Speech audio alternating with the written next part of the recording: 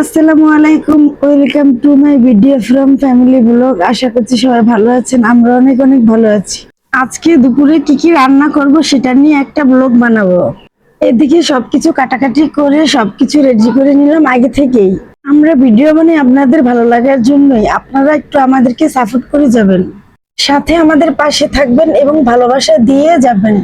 তো প্রথমে আমি মাছ তরকারি রান্না করব, তার জন্য মাছগুলো আগে থেকেই ভালো করে ধুয়ে নিয়ে এখন মাছগুলো একটু ভেজে নেব। এদিক দিয়ে ভেন্ডি দিয়ে মাছ রান্না করব।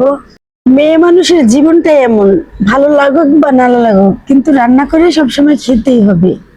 এদিকে পপিকে বললাম তুমি প্লেট বাটিগুলো ধুয়ে নাও। তো পপি প্লেট বাটিগুলো ধুয়ে আমাকে সাহায্য করতেছে। আর এক এক করে আমি রান্নাগুলো বসিয়ে দিলাম।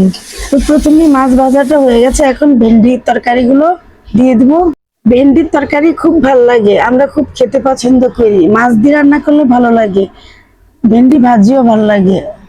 ভেন্ডির তরকারিগুলো যতই হলুদ মরিচ দেই না কেন এরকমই হয় কালারটা।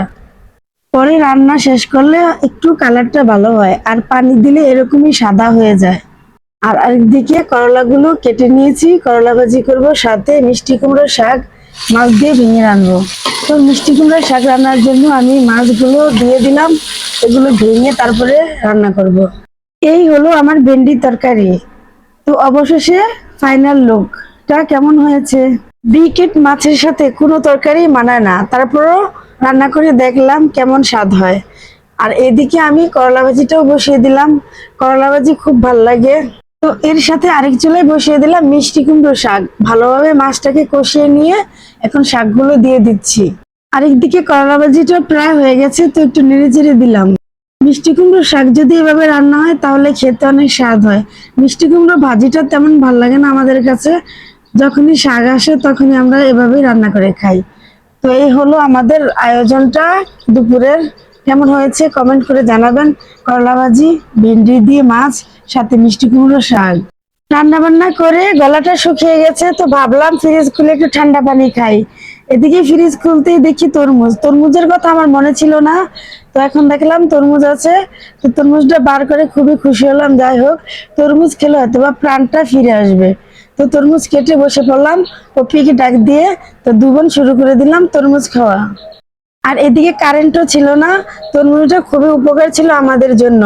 আর তরমুজটা যেহেতু ফ্রিজে রেখেছি, ঠান্ডা হয়ে আছে, পরানটাই জুড়িয়ে গেল।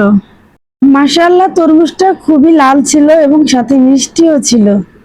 এর আগে অনেকবার এমন তরমুজ কিনেছিলাম কিন্তু এতটা লাল হয়নি, কিন্তু আজকের তরমুজটা খেয়ে খুবই স্বাদ পাচ্ছি। এদিকে মিথিলা তরমুজ কেটে কি জানি বানাচ্ছে, তো মিথিলাকে জিজ্ঞাসা করলাম কি বানাচ্ছ। মিথিলা বলতেছে আমাদেরকে দেখাবে। তো মিথিলাকে বললাম দেখাও তো কি, তো হাতে নিয়ে দেখলাম এটা একটা বট গাছের মতো, আইসক্রিমও বলা যায়। তবে মিথিলা এমন সুন্দর একটা আইসক্রিমের মতো বা বট গাছের মতো যে এটাই বানিয়েছে, খুবই সুন্দর। এটা হাতে ধরে কি সুন্দর খাওয়া যায়। মিথিলা বলতেছে তোমরা একটু ভিডিও বানাও, আমার এটা দেখাও। তো আমরা ভিডিও বানাতে বানাতে মিথিলার বটগাছটা ভুলে খেয়ে ফেললাম। মিথিলার রিয়াকশনটা দেখুন, কি শুরু করেছে।